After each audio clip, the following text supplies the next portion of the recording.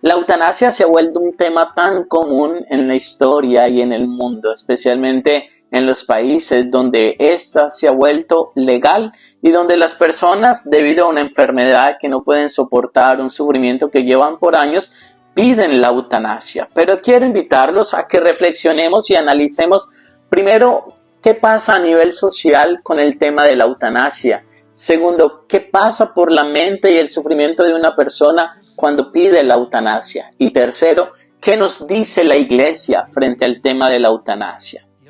Primero, hay que entender que la eutanasia en su origen tuvo un principio bueno. Es más, fue un término que creó en el año de 1623 Francis Bacon, en donde le llamaba la muerte dulce, bella, porque era un llamado de atención que se le hacía a los médicos para que, alivianando el sufrimiento de los pacientes, pudieran luego tener una muerte tranquila. Luego este término se fue evolucionando y dándole un sentido diferente, donde ya no es ayudarle a la persona a llevar una muerte tranquila, sino es provocando la muerte de esa persona. Por lo tanto, hasta el mismo término eutanasia se ha ido desfigurando desde su sentido principal en el cual fue creado.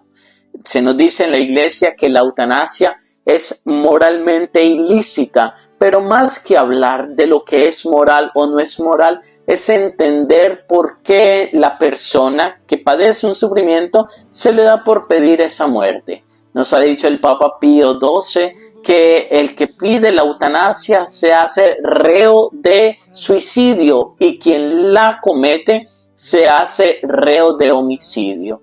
Por lo tanto, en todo el sentido, la eutanasia viene a atentar contra la dignidad del ser humano, porque nosotros no somos dueños de la vida. No la pedimos porque nos la dieron como regalo y tampoco la tenemos que quitar porque el único que la quita es Dios. Pero más que pensarlo en un sentido religioso, es entender que los que practican y los que piden la eutanasia se vuelven víctimas de la misma sociedad, víctimas de una sociedad que busca vulnerar y rechazar, es decir, dejar de un lado los que ya no considera importantes, valiosos.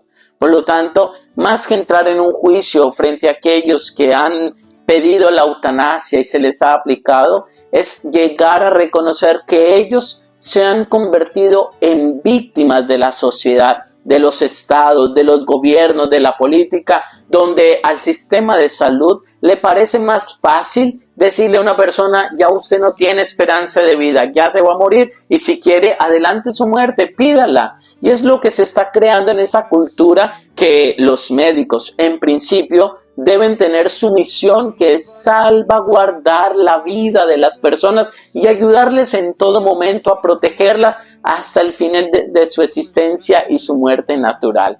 Pero pareciera que la medicina se ha corrompido hasta en su propia misión. ¿Por qué? Necesitamos recuperar que aún las personas enfermas son valiosas también, y hacerles entender a todos, hasta a mí, que cuando el sufrimiento nos llegue, también hay que valorarlo. Hoy estamos en una sociedad donde se nos gusta hablar mucho de la prosperidad, de que usted vale por lo que es, por lo que tiene, por lo que hace, y resulta que no, valemos por el solo hecho de ser personas, y que el sufrimiento todos lo llevamos de alguna manera, a través de la enfermedad, a través de los problemas, a través de una limitación, a través de nuestras debilidades sufrimos. Qué bueno que desde las escuelas se enseñe también más el valor del sufrimiento. Debemos de estar dejando de hablar tanto de prosperidad. No, hay que hablar también del sufrimiento que lleva cada persona, porque cuando no se educa en el sufrimiento, se llega a pretender que si yo sufro o padezco una enfermedad, por ende ya no valgo nada, soy un estorbo para la sociedad.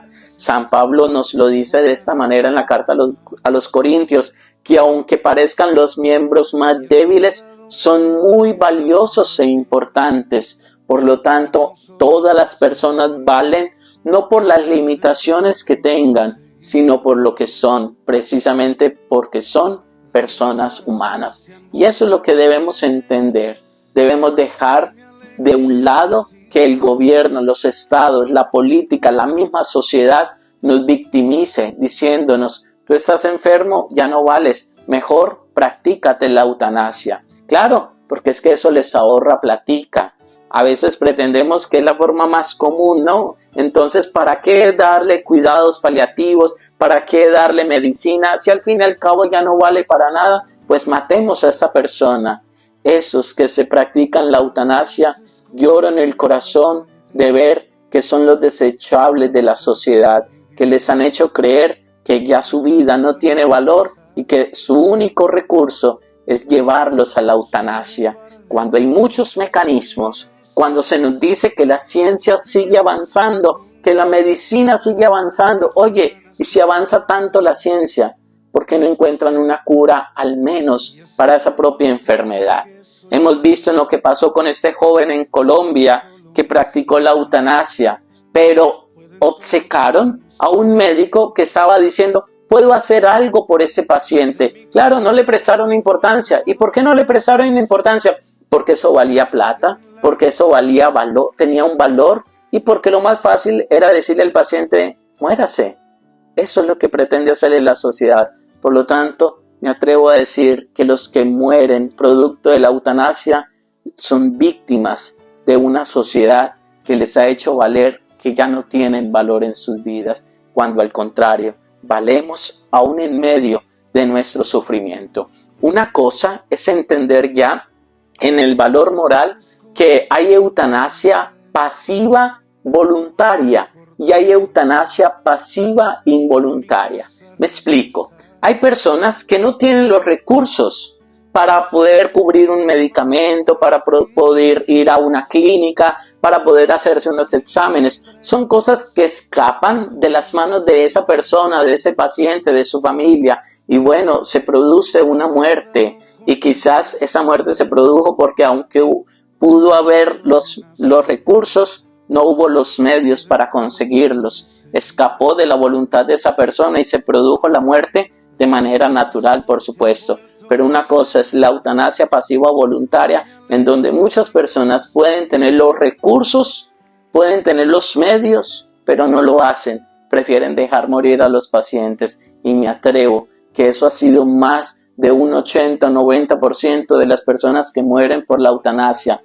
Pueden tener los recursos, los medios, el gobierno puede tener para ayudarles y prefieren no hacerlos. Eso es dejar morirlos de manera egoísta. Solo pensar en los propios beneficios de cuánto me aporta mejor la medicina, a desechar a ese que creo que ya es mejor asesinarlo que invertirle en esa persona. Hemos reducido la vida como si fuera una vida desechable. La uso y ya cuando no te necesito, cuando ya no vales nada para mí, sencillamente lo llevo a la eutanasia.